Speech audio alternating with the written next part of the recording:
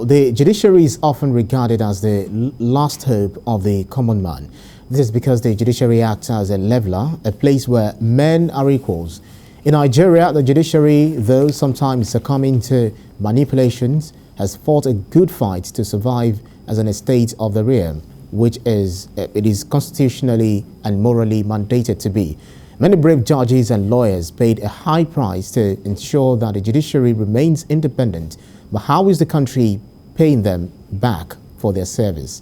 Many retired judges are languishing because assessing their retirement benefits have become like mission impossible. So joining me now to talk more on the plight of retired judges in Nigeria is a lawyer, Olutubosun Oshifora. Thank you so much for coming on TVC Breakfast. My pleasure. Good morning. Well, different issues abound, for public officers who have served in various capacities in Nigeria. We talk about teachers, we talk about, pensioners and so on and so forth. This time around, we're looking at retired judges. Talk to us about, the plight that they are having to face after they've served the country. It's the issue of pension and gratuity has been a recurring, or non-payment of pension and gratuity has always been a recurring decimal for a lot of people who are retired and in different areas, walks of life. And we've seen all kinds of things. In not too recent past, we saw how the pension boss, the person who was said to have embezzled some 27 billion, was charged to court and was, the pension scam and all that. So we've seen all kinds of things. Over time also, we've seen where very elderly people will be asked to go and bring all kinds of things, the certificate of employment and all, almost impossible things. And you wonder why it is like this, because the kind of pension scheme we run in this country is contributory. It's not the type where you're done and somebody just dashes you money for maybe meritorious or unmeritorious service. It's part of your funds that is being taken out for a particular period of time, then until when you're done, so for you to have something to fall back on. In fact, part of your money that is put in the pension is also used to develop the economy over time, because the money is not just going to be there latent. Now, so overtly you have been contributing to the development of the nation, to the development of the economy. Now, so you are out of service. It's time for you, having served maybe 35 years mandatory, or when you clock 65, then you're supposed to be entitled to your money. But we've seen all kinds of things happen where people won't get their monies, where people will be subjected to all kinds of things. I remember a few years back, a friend of mine had to take her father, the man retired from foreign service, and they got to the place on a rainy Monday around 5 a.m. just to queue up. And she said they were number 30. And she was wondering, did these people sleep here? These are people in their 90s. These are people who have worked, who have earned this thing, and it's their money. It's not a gift, and they are being subjected. So it just shows you that a society like ours needs to sit down and work out things, because the way a society treats its vulnerables and elderly shows whether the society is actually a sane or an insane clime. Well, because at the end of the day, the judicature, they've got families who depend on them, and they must look after their families, to at least to be recognized as the breadwinners of their families. Is that the reason we've got some judges who are referred to as being corrupt or having bad behaviors? Before you go to whether judges are corrupt or not corrupt, I think we need to look at this very well. Now, one of the things you have to look at also is, I'm privy to the fact that some of the judges that were mentioned that could not access their gratuity are people who have served the state meritoriously. Absolutely. In fact, there's an agency which fights crime that requested for about 4 of the judges that were mentioned. They know that these are impeccable people. These are great judges. And they would rather, in fact, at characters. some point, they practically conscripted all their cases to some of these judges that they know that, okay, whatever happens, we will get justice. Now, so the same judge who has served meritoriously now retires and is finding it very difficult to assess his pension. Then it shows you what the society is preaching. We're technically saying that honesty, hard work does not pay. Because these are people who have served in various capacities. Now, like I said earlier, it's their funds. It's not a gift. It's not a dash. Now, so let them assess their money, then it becomes a problem.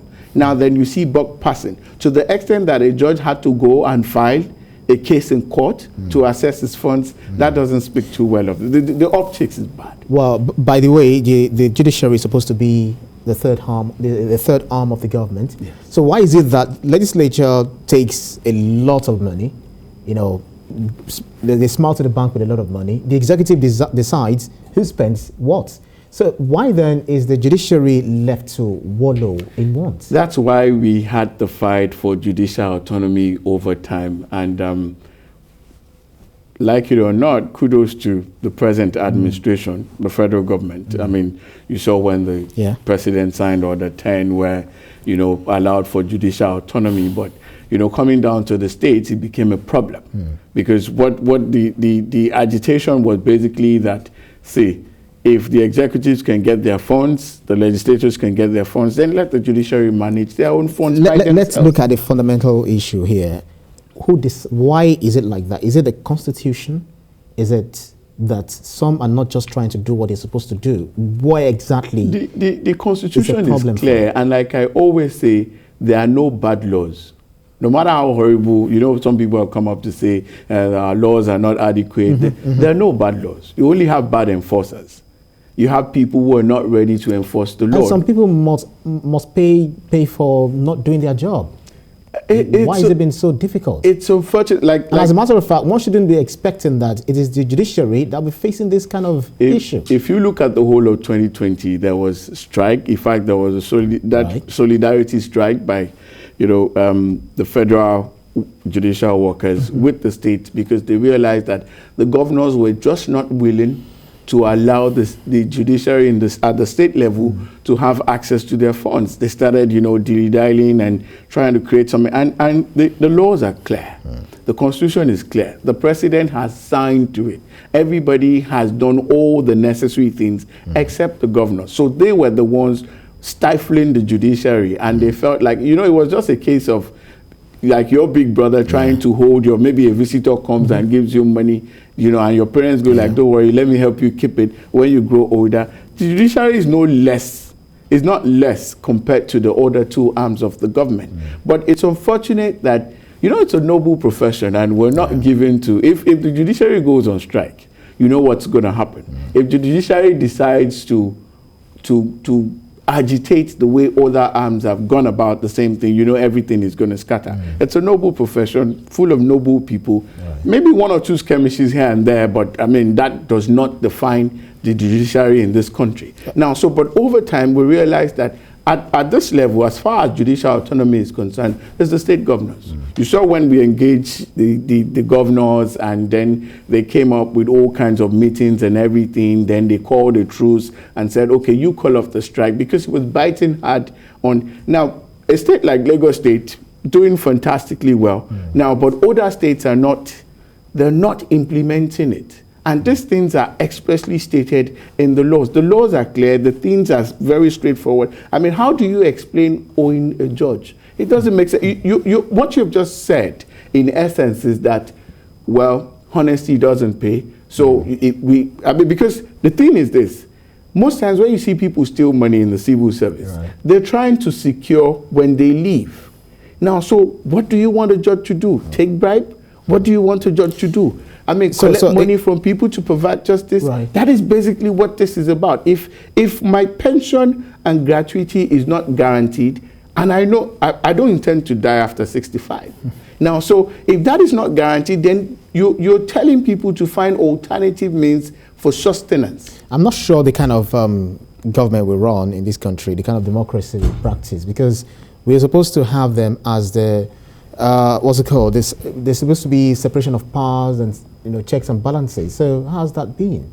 Very quickly. There are checks and balances, but some people have just decided to scuttle everything, and that's where we are. It's quite unfortunate, and it just speaks to the fact that we're creating something that is inimical to the existence of this society. Right. By not allowing judges access their gratuity and pension. There's been a whole lot of buck passing between the NJC and also the state government and the parties involved. But at the end of the day, the people involved said that there is some administrative impediment. There should not be anything like that in this kind of situation. Well, there's a whole lot to look at, especially with the kind of honors they also get at the end of the day. Why is only the president that gets the GCFR, but then we've got the CFR and GCON for judges, and so on and so forth. Well, a lawyer, Olutubosun Oshifora, thank you so much for your insight into this. My pleasure.